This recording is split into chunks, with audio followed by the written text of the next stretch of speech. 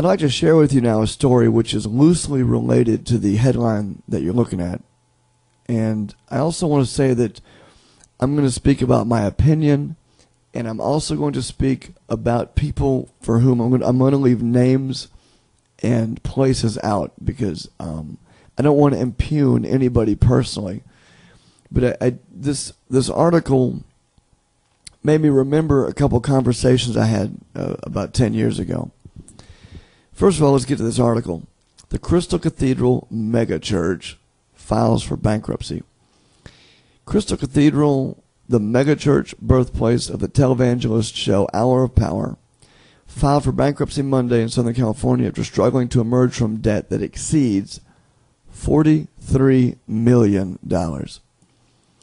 In addition, to a $36 million mortgage, the Orange County-based church owes $7.5 million to several hundred vendors, and it's a rough deal here. They owe a lot of money, and it reminded me of a conversation I had, and I want to go back to 2001, maybe 2002.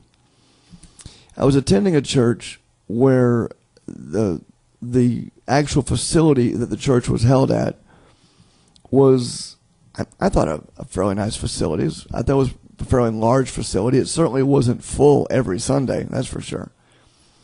But it was a really nice community church, and it was a church where it just seemed like it was in the right place. I don't know how to explain it, but a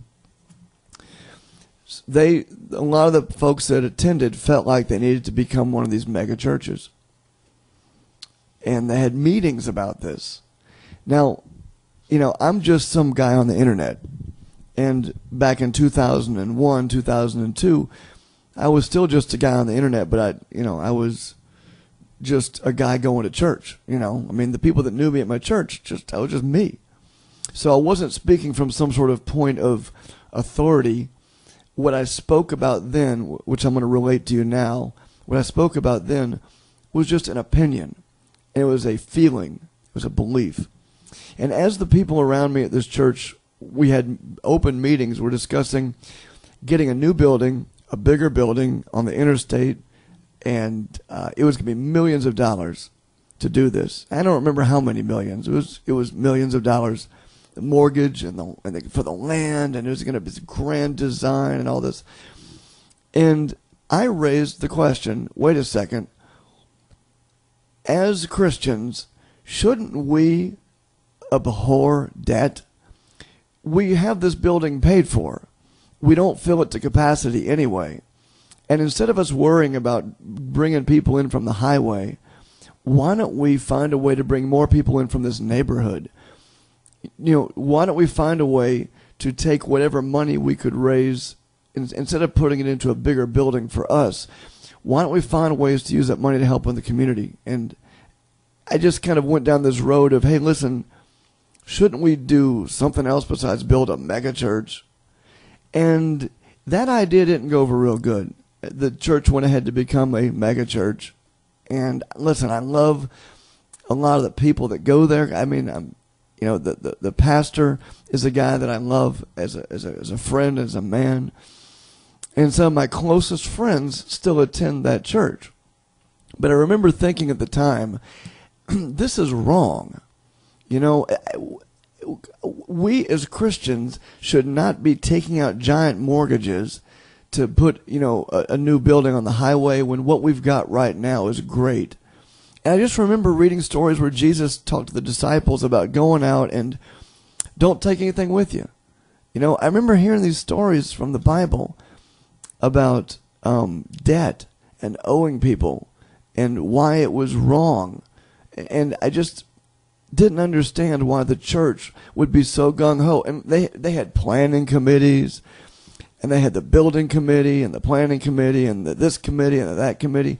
I just remember being very disillusioned with the church as it became more and more almost like government, with these different departments and department heads, and the different committees, of course, and the voting on this and the voting on that. I thought, the building is paid for. We love our pastor. Don't we love this church as it is? Why do we need more? Why? And of course, I was one of the very small minority of the very small minority of people who were speaking out against it, and as you can imagine, a fairly vocal minority. But I was, as they say, spitting into the wind, and they went ahead and built their church. So, I guess what I'm saying is that I don't understand why Christians. I do not understand why Christians, or let me forget Christians for a second. I mean, Christians, it might be too narrow of a discussion here. I don't understand why people of any conscience at all, with a faith and a belief in something higher than what we see around us, I don't know why those people are so willing to jump into the fray with the rest of the world to go into debt. And seeing this Crystal Cathedral in debt, $43 million, it's sad, but I am absolutely sure that this Crystal Cathedral debt is not the first bankruptcy you'll see, or that you'll know about. It's just maybe the biggest example of it. Again, I don't want to bring any names into it, don't want to impugn anybody personally, but if you're a Christian, especially if you're a Christian, you've got to hate debt. And I believe that God wants you not to be in debt. And I believe God wants you to be free from debt. And I believe God wants you to be free to do what you need to do for Him and not be a slave to a different master.